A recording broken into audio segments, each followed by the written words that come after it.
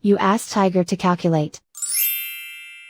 This deals with linear inequalities with one unknown. The final result is x smaller than 8. Let's solve it step by step. Group all constants on the right side of the inequality. Subtract 5 from both sides.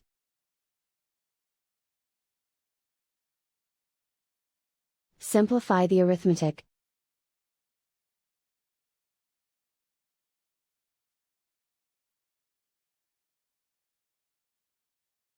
Convert the x into a positive number.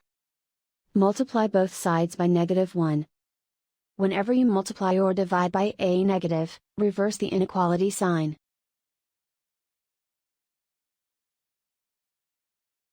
Remove the ones.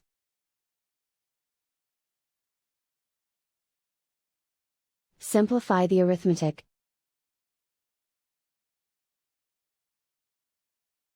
Plot the solution on a coordinate grid. And so the final result is x smaller than 8.